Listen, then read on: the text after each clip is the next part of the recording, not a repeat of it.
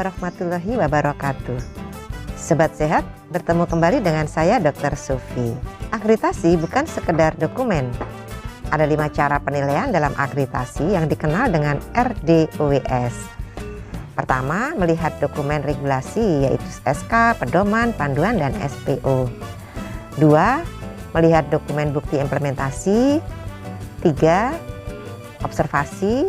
4, dilakukan wawancara, dan yang terakhir simulasi. Ini untuk membuktikan apakah sobat sehat sudah melakukan kerjakan yang ditulis dan tulis yang dikerjakan. Channel YouTube Dr. Sufi dibangun untuk ini semua. Sobat sehat, ini adalah video saya yang ke-255 yang akan membahas pemanfaatan herbal meniran di masa pandemi. Sebelum melihat video 255 ini, saya anjurkan sobat sehat melihat video 123 dan video 248 sampai dengan 254. Kita membahas pedoman penggunaan herbal dan suplemen kesehatan di masa pandemi dalam beberapa video, meliputi prinsip pemanfaatan obat tradisional dan suplemen kesehatan, pemanfaatan herbal, dan pemanfaatan suplemen kesehatan. Dan sobat sehat bisa mulai melihat video 250 sampai beberapa video berikutnya. Kita akan membahas tentang pemanfaatan herbal secara bertahap, meliputi 7 yaitu kunyit, temulawak, jahe, buah jambu biji, daun jambu biji, meniran, dan sambiloto. Berikut tumbuhan obat yang dapat dimanfaatkan setelah mempertimbangkan keamanan untuk dikonsumsi dan adanya dukungan data penelitian berkaitan dengan bukti aktivitas ke arah memelihara daya tahan tubuh. Di video 255 ini kita akan membahas herbal yang ke-6 yaitu meniran. Kita bahas informasi umum, khasiat, bukti ilmiah, penggunaan, keamanan, kemudian apa yang perlu mendapatkan perhatian dan peringatan, serta status regulasi di Indonesia. Untuk informasi umum, kita akan bahas sebelumnya melihat gambar meniran di video. Phyllanthus niruri L, sering disebut juga meniran, didukung anak, daun gendong anak, gosau madungdung.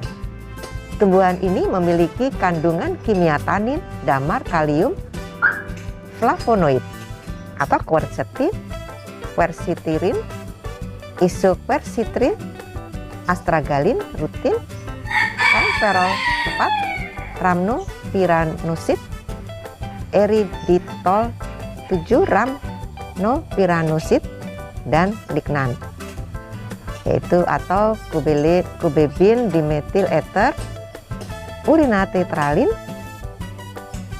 nirurin, rinusid,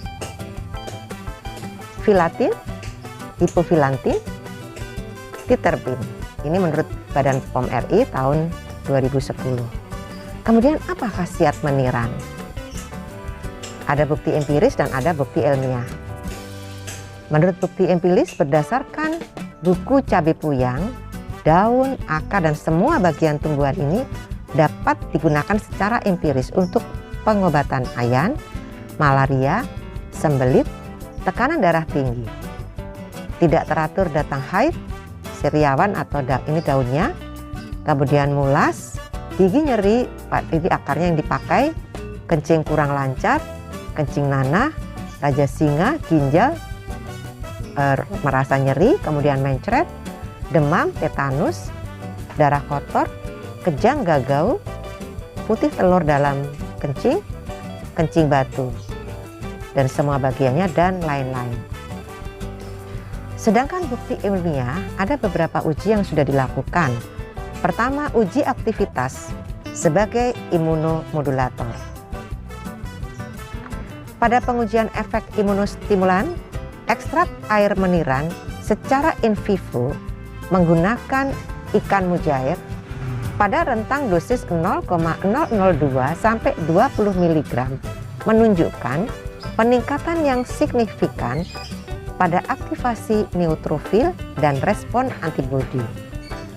Berdasarkan hasil pengamatan, ikan dengan dosis uji 20 mg per kilogram berat badan menunjukkan peningkatan maksimal respon primer dan sekunder antibodi, dan dosis 0,002 mg per kilogram menunjukkan aktivasi neutrofil yang lebih tinggi dibanding kelompok kontrol.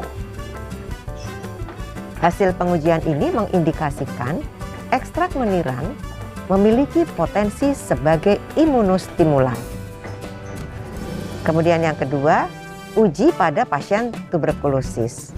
Penelitian secara in vitro menggunakan PBMC atau peripheral blood mononuclear cells dan sel makrofag pasien TB menunjukkan bahwa ekstrak air daun meniran memiliki aktivitas imunomodulator dengan terjadinya peningkatan proliferasi sel PBMC, peningkatan aktivitas fagosit, dan penambahan pelepasan makrofag NO. Efeknya tergantung dosis tentu saja. Uji klinik juga telah dilakukan di sejumlah rumah sakit di Jakarta dan Surabaya.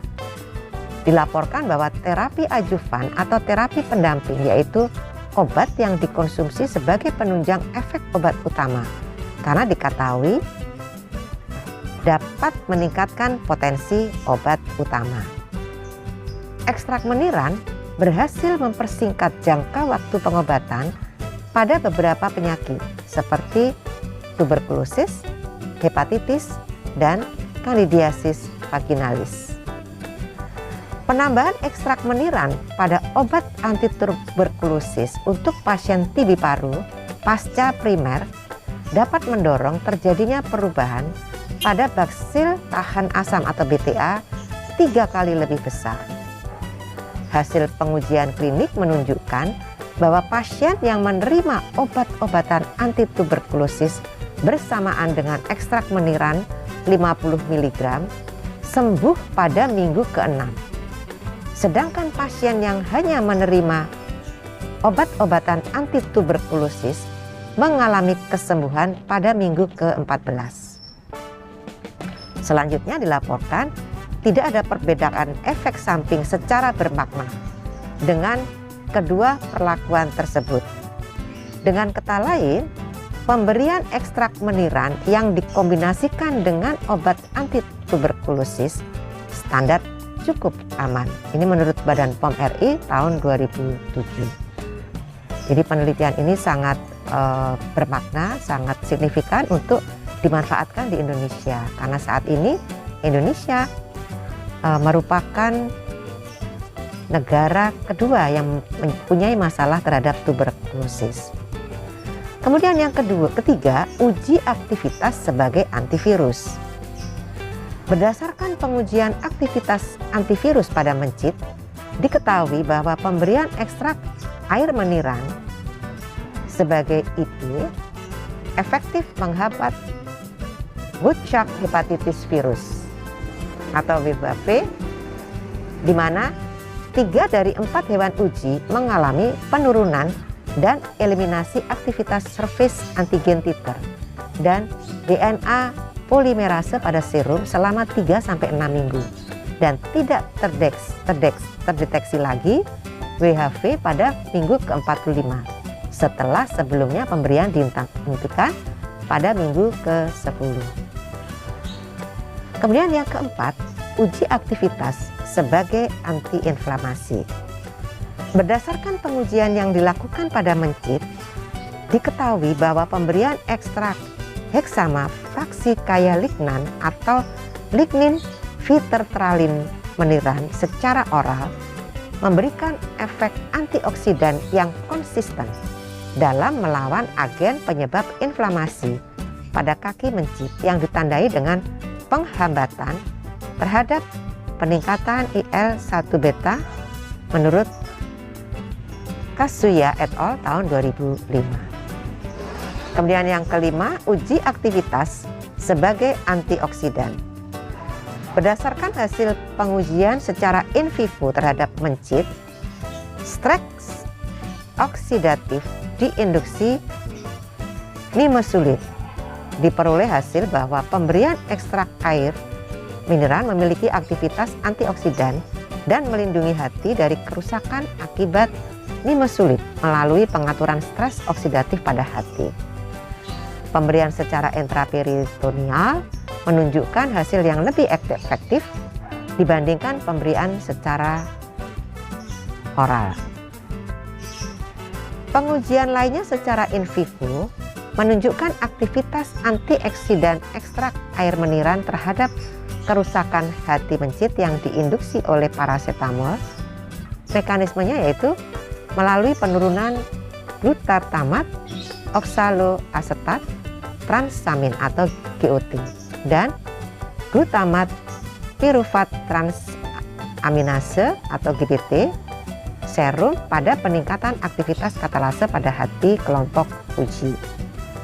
Selanjutnya, bagaimana penggunaan meniran?